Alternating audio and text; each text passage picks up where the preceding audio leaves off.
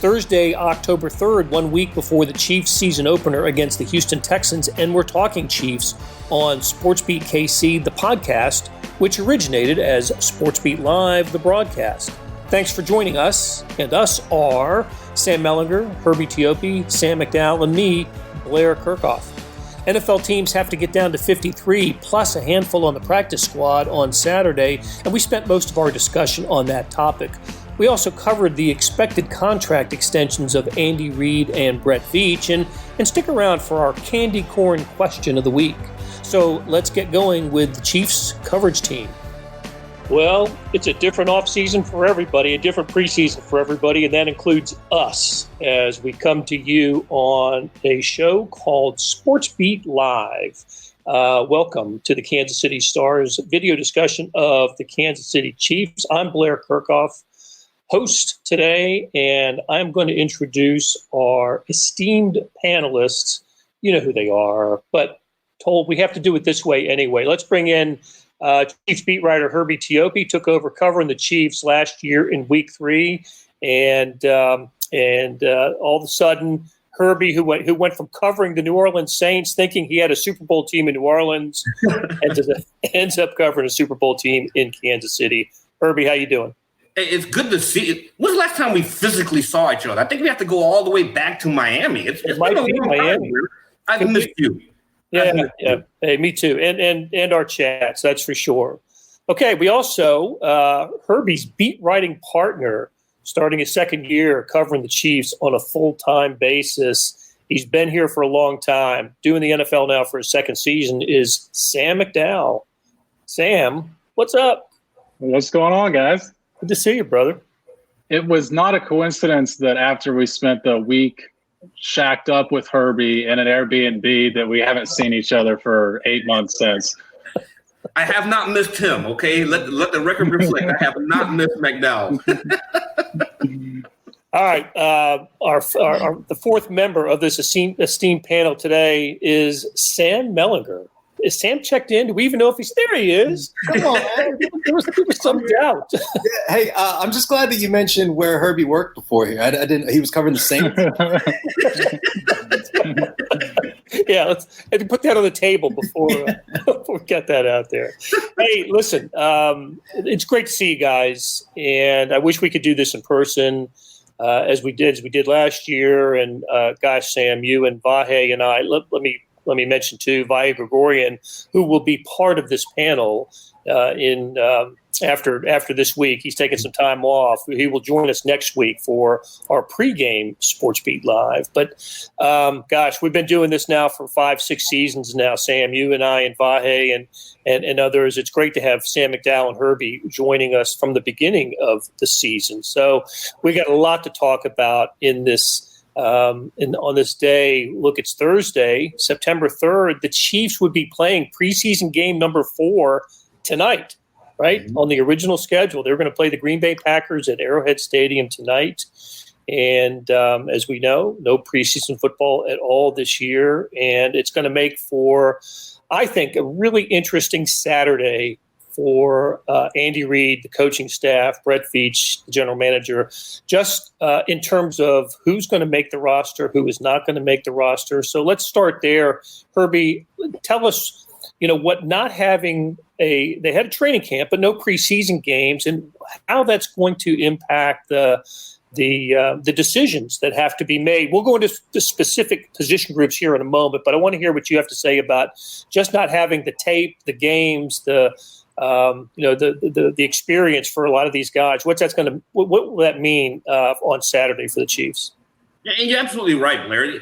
You have to remember not just the shortened training camp, but no preseason games, no OTAs, no mandatory minicamp, no rookie minicamp. And all of this is part of the evaluation process leading up to the initial 53-player roster. And so the biggest piece that's missing out of the preseason game is people that you wanted to take a hard look at, because you got to remember, starters don't play a lot during the preseason. Preseason is mostly for those undrafted free agents, your second-year players, your third-year players that you want to see if they've taken that next step. But you don't have that live action where you can make a qualified decision on certain players. it hurts, I think, a lot, especially the undrafted free agents. But the Chiefs, thankfully for them, they're in a good spot right now because they returned so many starters from last year. This is a roster that does not have a lot of question marks on it. So I think this actually favors them more so than other teams who had a lot of complete roster turnovers. For the Chiefs, you can go into this period and stick with the known as opposed to the unknowns of these undrafted guys.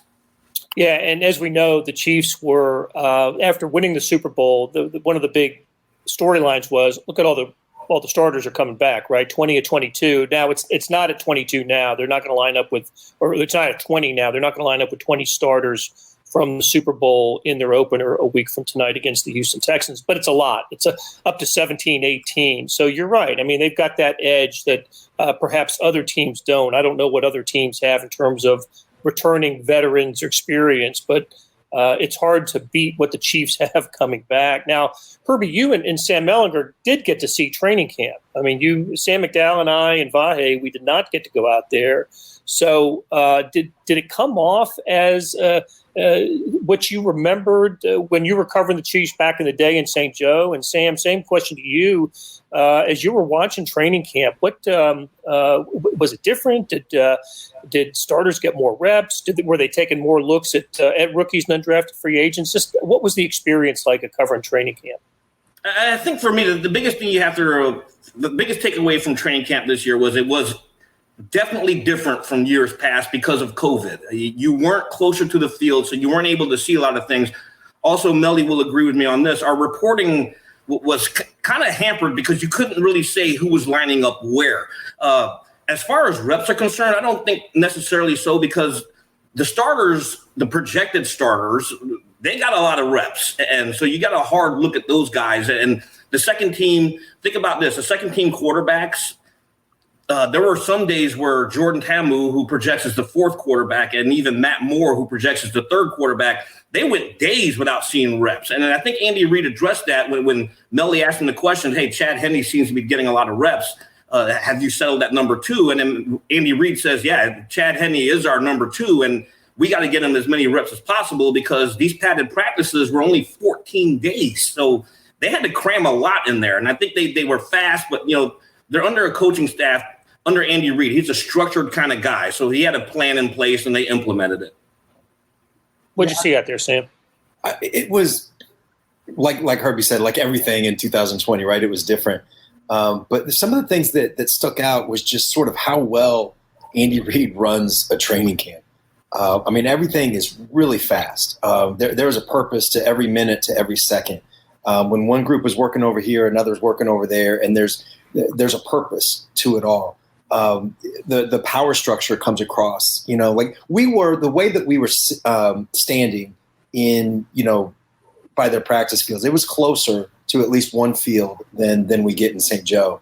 And so you could see a little bit, just sort of subtle things come out a little bit more of how little Andy Reid does a lot of observing during practices. He sees everything. He doesn't do a lot of like direct, sort of what you consider like sort of old school coaching. Like he kind of coaches his coaches. Bill Snyder was famous for that, of letting the assistants do the work. You can really see then those assistants be empowered, right? The assistants earning respect with the players. It's not all on one person. And then it also has the effect of when Andy Reid says something, it's going to ruin your day or it's going to make your day one way or the other. You know what I mean? Because he's got a purpose when he says something that you're going to remember for a week. It was cool to see that way. But mostly the thing that I'm going to take away is just I thought there was a lot of energy.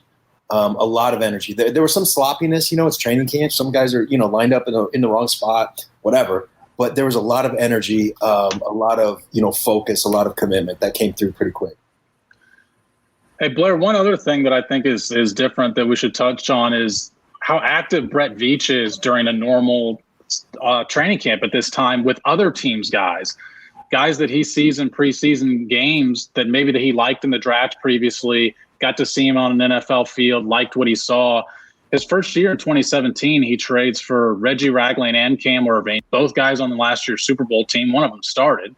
2018, he trades for Charvarius Ward, potential Pro Bowl guy. I think we all think he's got that potential. Well, I know Sam thinks he's got the potential. And then last year he trades Carlos Hyde, a guy that wasn't going to make the roster, for Martinez Rankin. So that's all guys that he traded for around this time that it turned out to make the 53-man roster. I don't know if we're going to see him do that this year, unless it's just the guy he really liked in the draft that's not going to make another roster, because he hasn't been able to. His team hasn't been able to evaluate those types of guys right now. Yeah, and not only that, this is a team that just has so much coming back that the Chiefs are just not necessarily in a position to. There's a couple of spots, and we'll talk about those where you see, okay, you can see them, signing a guy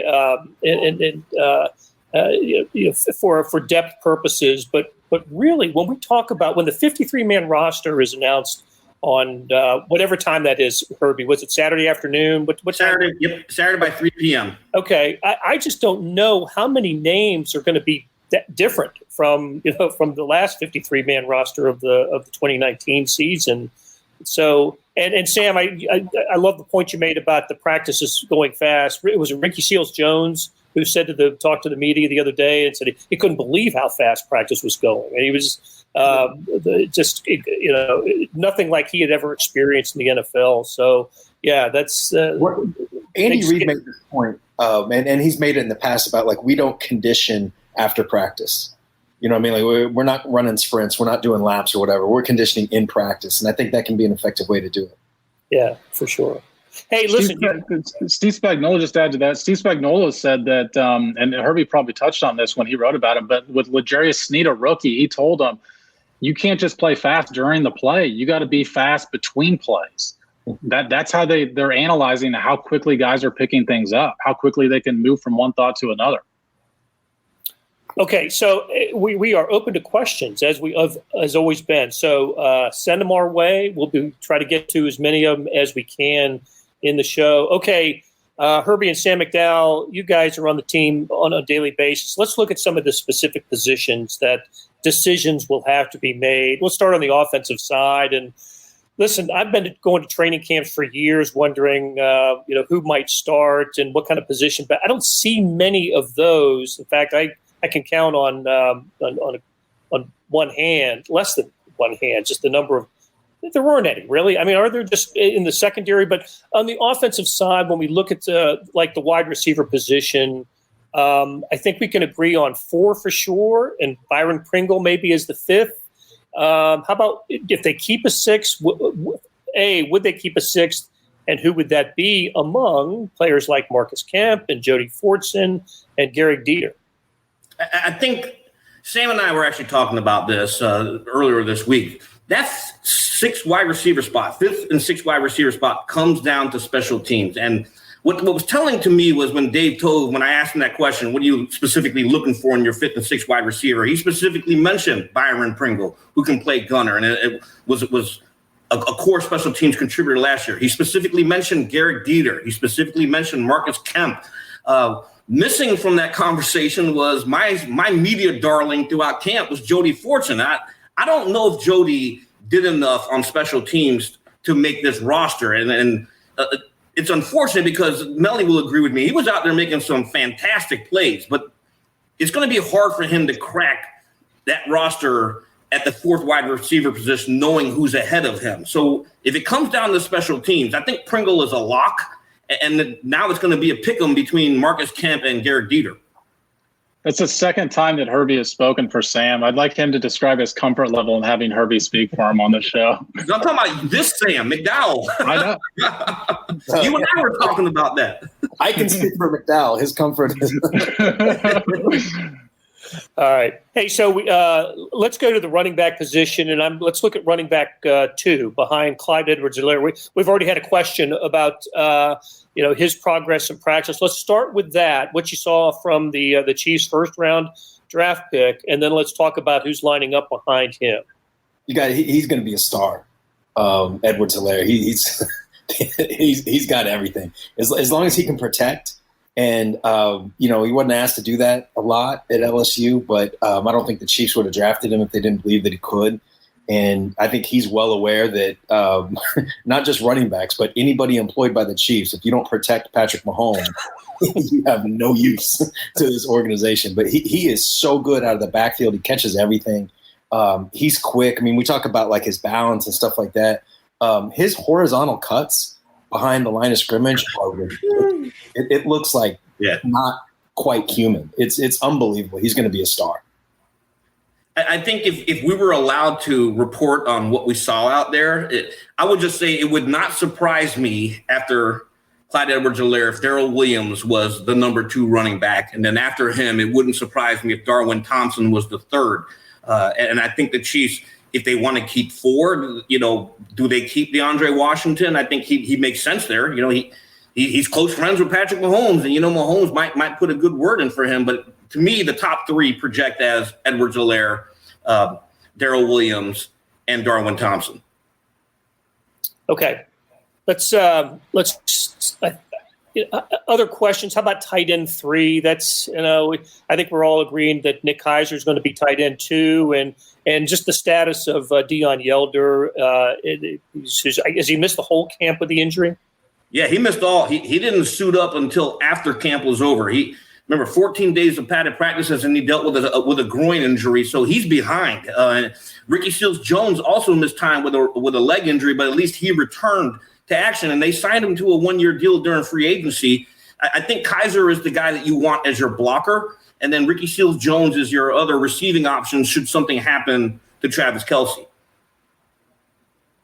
Okay, let's switch over to the defensive side. We've had some questions about the cornerback. I can understandable with Bashaud Breeland out for the 4-game suspension. How are the Chiefs going to line up at cornerback? And is this a place possibly that Brett Veach might be, looking around on Saturday night for some help? Yeah, I mean, I kind of think that the Breeland absence to me is a little bit overrated because it's 4 games. You're talking about a team that wants to compete deep into the playoffs and for the Super Bowl. You can live without a player for 4 games. But they are going to have to live without him in some form or fashion that's different, a lot different than last year, because when you look at how many guys they have returning, cornerback is probably the one spot that they're missing guys. And when you're talking about Breeland's absence and now you're talking about, you already lost Kendall Fuller. So I think they're going to keep Fenton in the slot. That's probably what makes sense. If that's where you project him to play all season, why move him to the outside for just a month only to move him back? So that leaves guys that don't have a lot of snaps at cornerback to play there, which is Antonio Hamilton, which they got for the Giants mostly because of his special teams work, not because of how he plays at cornerback, and L'Jarius Sneed, a rookie. So there's going to be some questions for sure for the first 4 weeks. And Blair, you're probably right. I mean, absolutely. I think that Brett Veach and his crew are going to be looking around to see if there's any of those guys that don't make rosters on Saturday. I think when they're in the 4-3 base, it wouldn't surprise me. I'm going to use that phrase a lot here. It wouldn't surprise me in the 4-3 base. They stuck with Fenton outside. And then when they go into the multiple sub packages, like Sam mentioned there, Fenton has the versatility to play inside and outside. You slide Fenton into the slot, and then their 4th-round draft pick, L'Jarius Sneed, who flashed a lot at camp. I think that he can probably play outside. There was one play in particular that really caught all our attention during training camp, and we know he's fast. He clocked, I believe, a 4.37 40-yard dash at the combine. Tyreek Hill during team drills took off down the left sideline, and there was Sneed. He was hanging with him, and he made an exceptional play by knocking the ball away from, Patrick Mahomes lost it deep, and Sneed made up ground and knocked it away. So, but he's kind of raw. I think he's kind of raw, and I don't know if you want to trust him on the outside all the time, and that's where Antonio Hamilton can come into play. Hey, while we're in the secondary, is Juan Thornhill going to be ready? I think he will. And here's the big thing. Andy Reid always mentioned that they were going to ramp him up, okay? And after he came off the PUP list, after recovering from the ACL surgery, they started him off 7-on-7 drills. Then he went to running with the 2s during 9-on-7s. And then their last practice, which was streamed live to everyone, and everyone saw it, he was with the 1s during 11-on-11. So I think he will be ready. Okay.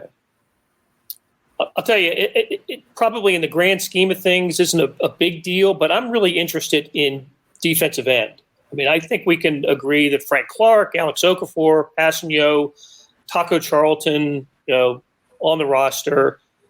Do they keep 6? And if they do they keep 5? Do they keep 6? Is Breland Speaks a possible surprise cut? Mike Dana, what's with him? I mean, how deep do they go with defensive end, and how do you break it down? Well, with defensive end, this is going to be an interesting dilemma for the Chiefs. I don't think you can never have enough guys who can get after the passer. And Passanio gives you the flexibility to also play inside because he did that last year. But I think Melly would agree with me on this. They gave Dana a hard look out there. And there were times, and I'm going to slip up here, and forgive me, Chiefs, if you're watching this, but there were times when Dana did run with the one. So that was kind of an eye-opening experience to me until Dana got hurt. But they clearly like him. You know, he was rotating in there with their sub packages. So Dana is certainly at the top of the discussion list for me. And you mentioned somebody too, Blair. Breland Speaks. You said surprise cut. It depends on your level of surprise, I guess. But that's a position that they have really prioritized depth, and they've added a lot of guys. And you just wonder. I know where they drafted him, right? We all know where they drafted him a few years back, but that might be a guy that, it just becomes hard for him. There's another player you forgot to mention too, Blair, Damone Harris. He returns from last year's roster, and he's also at defensive end. So you've got a lot of choices to pick from here. Do you keep 5 or do you keep 6? And who's the odd man out? And it's going to be interesting to see what happens on Saturday. Hey, it's Blair. We have a special subscription offer for SportsBeat KC listeners, unlimited digital access to the Kansas City Star's award-winning sports coverage. Sign up now for 1 year of Sports Pass for access to all the sports news, features, and columns presented on the kansascity.com site, and it's only $30. That's a 40% savings off our regular rate. Your subscription will automatically renew after the initial term at $50 unless you tell us to cancel. Your subscription helps support the sports coverage of kansascity.com and the Kansas City Star, and that support has never been more important. Please visit kansascity.com/SportsBeatKC offer to get this special offer. And as always, thanks for listening. Okay, let's make sure we have all the defensive bases covered here and talk about linebacker quickly. In the base package, Herbie, who would you be surprised if who we're going to see starting in the base defense, 3 linebacker positions? In the Chiefs 4-3 base defense, I would not be surprised one bit if Ben Niemann opens up as a starter alongside Anthony Hitchens and Damian Wilson. Thankfully, the Chiefs did say, they kind of let it slip during a lot of our Zoom press conferences that Niemann has been running with the ones, and folks who watched the live stream on Saturday, there was Niemann out there with the ones. And I think this makes perfect sense, okay? We already mentioned at the top of the show the lack of the offseason workout program. And if we remember last year, the defense didn't get comfortable in Steve Spagnuolo's scheme until probably the midpoint of the year. So if you don't have the reps that Willie Gay needs, their highly touted second-round pick, he's already behind the curve here because he had to hit the ground running during training camp. So it makes perfect sense if Niemann starts off and then eventually you work in Gay, because Gay is a game changer. Gay can do a lot of things that Ben Niemann athletically can't. So it makes sense that you start off with Niemann and eventually ease in Gay.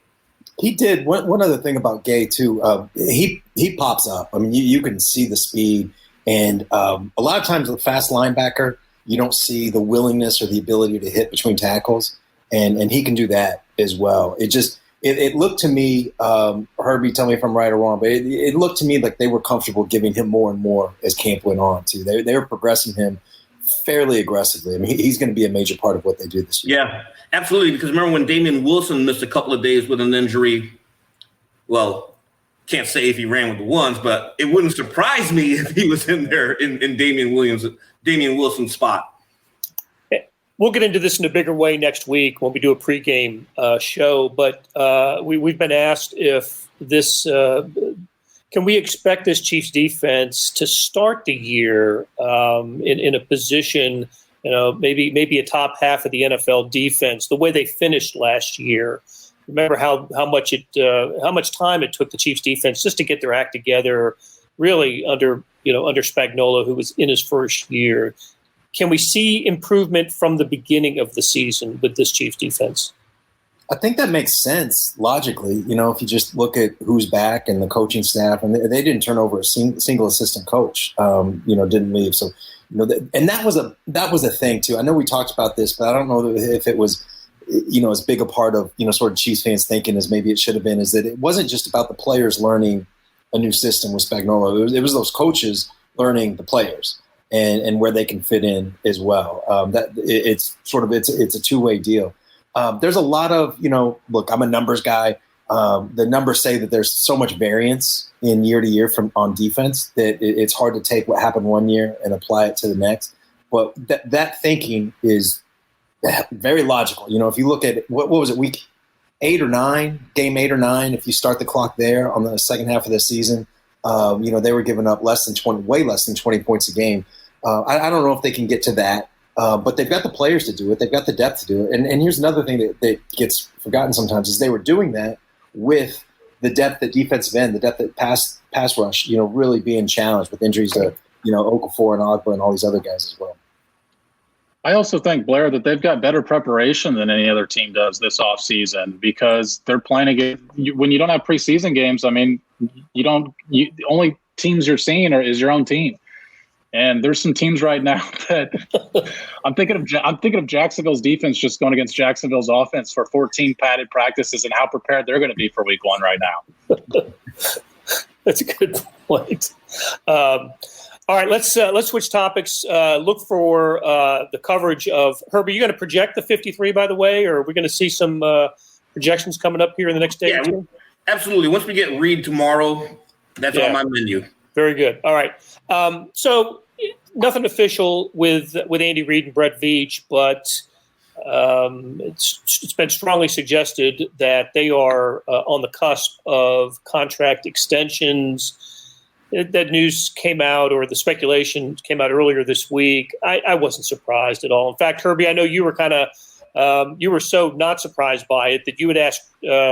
Who'd you ask earlier the week? Was it Reid about Clark Hunt? Clark Hunt, yeah, Clark Hunt about it. I think we had him on Saturday. So not a surprise here. And if the speculation is true, 6 years, additional 6 years for Andy Reid and for Brett Veach. Before I throw it out to the group, I'll say that I remember the last time Andy Reid received a contract extension. Do you know what else happened on that day? Yeah. The GM did not receive an extension that day. He received the opposite of a contract extension. That's right. John Dorsey was fired that day. So most unsurprising news of the Chiefs offseason to see Andy Reid and Brett Veach get extended, Sam. Yeah, I mean, and not just that. It was interesting that the Brett's extension, he took less in exchange for guarantee mechanisms to make sure that Brant Tillis could also stay on as long. Very good.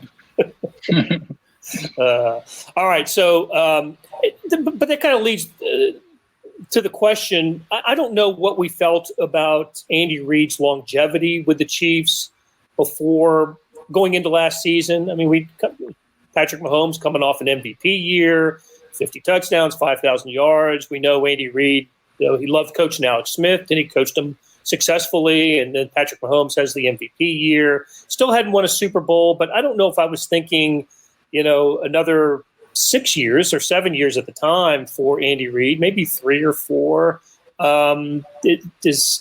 Does Patrick Mahomes just change Andy Reid's outlook on coaching longevity? Oh, heck yeah. Don't forget, I asked Andy Reid that question just a couple of months ago, and his response, doggone it, Herbie, let's do it. So, yeah, absolutely, I think it changes everything. And it wasn't just Mahomes. Reid mentioned Tyrann Mathieu specifically as well, when he said these two young guys, when you have them in the building, you're energized. And then will he last until he's in his, as I called it, his young 70s? I think he will. If Mahomes is around for the long haul and they're still winning and he's loving what he's doing, why wouldn't you do it?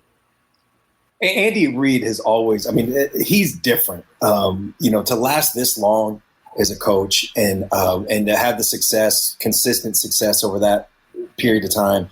And, if you think about everything that happened in 2012 with him and the Eagles and, the disaster it was on the field, the unthinkable tragedy that he was dealing with off the field, and he kept coaching. You know what I mean? He kept right. through that. This is a guy that I wasn't going to say he needs the job, but I mean he lives this. He feels it in his bones, just in a different way. And if you last that long, and then you get this gift of, not just this unicorn quarterback, but everything that's around him. I mean, aren't you just like eating vegetables and do everything you can to be as healthy as you can? Not turning your video screen dark. Yeah. Just to be with that guy for as long as you can. Absolutely. Yeah. So Andy's he's 62, right? This would take him through the 2025 season, and who knows what, because Patrick Mahomes is signed through the 31 season. It's been just kind of the exclamation point on what I think has been an incredible off season for the Chiefs in terms of making the numbers work to get all their stars signed. Okay, we have come to what I think we'll call the candy corn part of our show. Candy corn. Where our panelists get to tell us a little bit something about themselves that you may not otherwise have known. And I thought we'd started off this week in honor of Labor Day coming up this weekend. It's Labor Day for everybody except people who are in the NFL and cover the NFL, because it's just another Saturday, Sunday, Monday. I guess Saturday would be off if I understand the schedule right. Sunday, Monday are work days for the Chiefs, and then those who cover the Chiefs. But in honor of Labor Day, I wanted to ask each of these guys their the best, or not the best, but the worst job they ever had, or maybe it's the first job that they ever had, whatever's a more interesting response. So let's start with Sam McDowell. How about that? The worst or the first job you ever had, Sam? Both of mine are probably the same answer. I worked on a construction crew for a summer. It was actually a cleanup crew. So between every phase of building a house, we had to go in there and pick up nails and trash and everything you could imagine. And it was, our crew fit the cliche as well, to where one or two guys working and 4 or 5 guys eating a 5-hour lunch, which made it thoroughly enjoyable. So that's probably about all I got on that. But hot summers in Kansas City doing that. I did it for one summer, and I asked back the next year and absolutely did not want to do it the second year. What'd you get paid? I think I got paid $9 an hour. I think I got a raise to maybe $10 an hour, like halfway through. Not bad for a first. Not terrible, but not worth it. Not enough. All right, Herbie. See, I actually had to think about this one because we were texting about this earlier, and then I remembered Melly was giving me crap saying, "You never had a job, you never had to stock shelves at Walgreens when you were in high school." I was like, "No, I didn't work in high school." But then I remembered when I was in like 6th or 7th grade, I actually had a paper route. So I was a paper boy for one summer, and I learned how to chuck the papers and porch it, and that lasted about one summer. So there you go. That was my first ever job, and second job was counting candy corn. What paper were you chucking? The Virginia Pilot. No, Norfolk, Virginia. Very good. Very good. All right. Herbie may have blown your cover here, Sam. What was? How about you? Yeah, first or worst? The only money that I've ever made in my life that has not come from this was mowing lawns as a kid, which I love. I love mowing lawns. I still love mowing lawns. And stocking shelves at Walgreens. It wasn't just that they made you wear like khakis and a long sleeve and a tie under your stupid ass vest. Like, I don't mind stocking shelves or whatever. Like, that was fine. But the air conditioning broke, or at least it did back in the back for a while. And this was the summer between my senior year of high school and freshman year of college.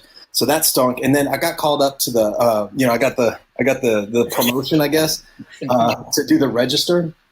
And I remember this woman comes up, and she, I mean, you can just tell she's mean. Like, she just had this look on her, just this mean woman. And she bought a bunch of stuff, like groceries. And you know that string cheese that you get, like, usually for kids, like, pulls off? Oh, yeah. And she got a bunch of packets of those. And for some reason, I don't remember exactly, but they were ringing up. Each one of those little packages was ringing up at, like, $10 or something, and they needed to be like 99 cents, and somebody just messed up the decimal or whatever, and so ring it all up, and I'm like, okay, your total is $204.61 or whatever, and she just looks at me, she's like, what? And I'm like, just pointing at the scale, it says, and she was like, let me see that. And she was like, this string cheese is not $10, it's supposed to be $1, and I'm checked out, you know what I mean? And I'm just like, do you want the cheese or not? She's like, no, not at that price. I was like, manager to register for or whatever. I was so checked out. I hated it. It was terrible. Did you give her any candy corn as a consolation prize? I'm not that mean. All right, mine was I was 14 years old, and I was an umpire at a little league field. So you got $4 for behind the plate and $2 on the bases, and we did like 2 or 3 games a game, three games a day, and paid you in cash before you even got back on your bike to go home. So that was. Did you ever toss anybody? I didn't toss anybody, but I had a coach who had a little too much to drink come out and try to toss me into a trash can once. Really? Yeah. That's got to be full story's got to be told on that. Well, the names will be changed to protect the innocent, but I was right. I mean, it was a bang bang play at first base. I was on the bases. I was right. He disagreed.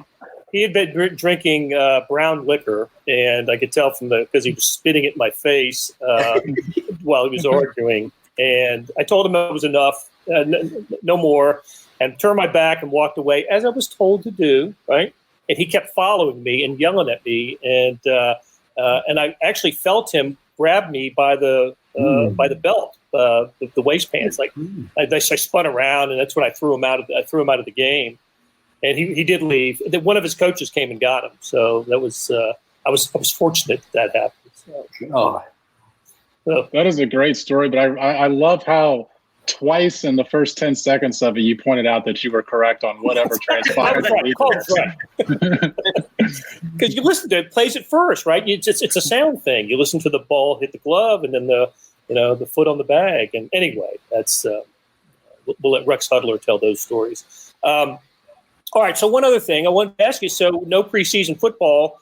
And, Sam, I know that McDowell, you didn't cover preseason football with the Chiefs last year. You started, if I understand, I'm right about that, right? You were not on the – yeah. Didn't go to – and Herbie, you were in New Orleans. I bring that up again only to say that Melly and I and Vahe would have been the only 3 that would have gone to Chiefs preseason games last year.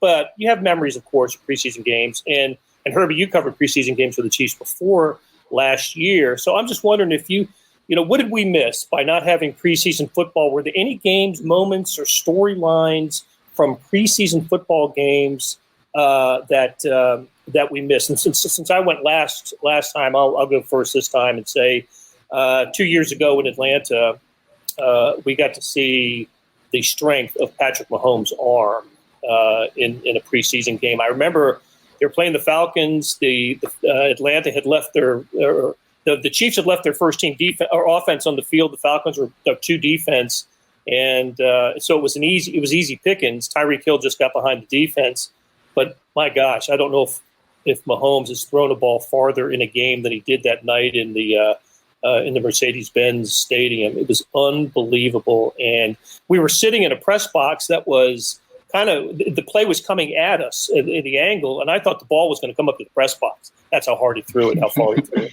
Is that when Tyreek twerked too? Yeah, I was going to say you left out a very key part of that sequence. He did twerk. The other thing that happened in that game, I hope I'm not stealing anybody's thunder here, is that Ben Neiman got a pick 6, and that was as a rookie. And I just remember thinking at that time, this guy's just a little bit more than just another body on a team. He's got a chance to make it, and this was a couple years ago. So. How about you, Melly? You remember any preseason moments? Yeah, 2. Like one from that same game, Mahomes threw like a 3rd and 15, like on an out route. I forgot who the receiver was, and it was just as good as a football can be thrown. And it was sort of like next level. Not just we saw the raw brute, 70 yards in the air, but that to me showed like some mental to go along with it on that play. The one that stands out. From last year, did they play the Bengals in the preseason at Arrowhead? there was a game. Anyway, it was at Arrowhead, and Mahomes in a preseason game, like stayed in bounds to try and like go for the end zone. Do you remember this? And he just got freaking rocked. And, when that happens, I feel like the whole stadium and certainly the press box go, "What? What is he doing?" And after that, he's like, next time I need to get down. But it brings this comes to mind in part because somebody asked the question to Patrick about what's lost with no preseason games, and that was the one thing that he mentioned is sort of getting you get your first hit in the preseason. And a lot of football players think that's how they get ready for the real stuff. And now that's going to happen, Thursday against the Texans at some point instead of, in some completely meaningless preseason game, I think against the Bengals. Maybe I'm wrong about that last year. How about you, Sam McDowell? Well, one Mahomes play, and then I guess one sort of non-Mahomes thing. The year that Mahomes was a rookie, before he was obviously going to be backing up Alex Smith, he had a play where he rolled out to his right. And I think it was definitely a play that Alex Smith just gets rid of the ball, and probably 29 of the 32 other quarterbacks probably do the same. But he threw the ball about 45 yards downfield, and Demarcus Robinson caught it. And just the reaction from the bench was the reason that stood out to me, because those guys were like, we've been seeing this in practice all training camp, and now he just did it in the game. And I think they realized we've got something special in the future here. The second one was Justin Houston had a breakout game in the preseason his rookie year after it seemed like he and this was before my time on the beat, but all the reports were he was not having a great camp. And then he broke out for, I think it was 3 sacks in a preseason game. And who knows, maybe that's kind of what got him going that year. How about you, Herbie? You want any Saint stories, Melly? Unfortunately, I haven't. I will say this. I'll preface it with this because you mentioned Mahomes twice here. We heard Patrick Mahomes' name twice, and I was robbed of not watching him in the preseason. But I think we made up for it during training camp. These ridiculous, insane throws, and I'm going crazy standing over there. And I would look over at Melly, and I was like, "Did you see that?" And I'm like, we're used to that now. This was my first time ever seeing that live, and it was just sick. And I missed out on that with preseason for Chiefs games. But going around in my first time on the beat, I can bring up names like Frankie Hammond, your Fred Williams, Weston Dressler, guys like that who were training camp studs and preseason studs, and then Final 53 came along and practice squad they went. But so those are my preseason stories. I tell you, I remember another one. I remember Russell Wilson's breakout game was at Arrowhead Stadium. Yeah. I just couldn't believe. I think he played the third quarter because he wasn't starting. And I just, oh my gosh, this guy's unbelievable. And I just remember he was jaw dropping good in that game against the Chiefs. I can't remember what his rookie season would have been, but it was an Andy Reid coach team. So. Wasn't that a year where the Chiefs needed a quarterback and there were like 15 taken before him or something? There was some sort of weird stat. I know Mellinger's used it in an article before. Yeah, they took Donald Stevenson with the pick immediately before Russell Wilson. There you go. That was 2012. Wow. Okay. All right, guys. We have I think we have completed the task here today, and we're really happy to be back. It's great seeing you guys. I wish we could do it in person, but we'll continue to do it this way for the foreseeable future. This is the promo part of the show. On Sunday, you're going to get in your Kansas City Star a football section that is terrific. We call it a football section.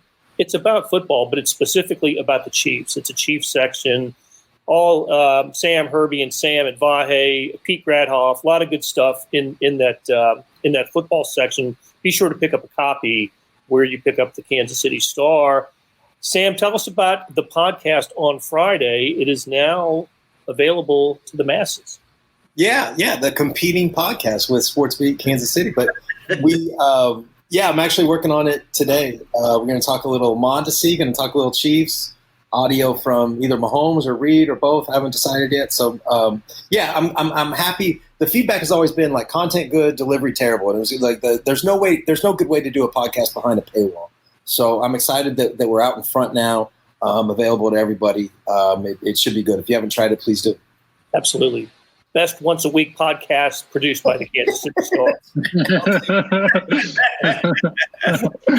Which is a good time to remind you to tune into SportsBeat KC, the Kansas City Star's daily sports podcast, of which all these guys appear. I'm so grateful to them for lending their talents and voices to the daily sports podcast. So, guys, enjoyed it. We will do it again next week and every week throughout the season. Thanks to Beth Welsh as well, as always, and we are out of here for today.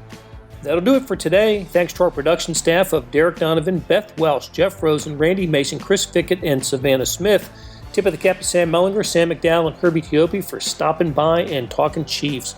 Earlier in the episode, you heard me talk about the Sports Pass offer. It still stands and still a good one, $30 for a year's worth of sports coverage, and that includes the Sports Extra that comes with the e-edition. There's more than 50 additional pages of national sports coverage today. Well, here's an even better offer.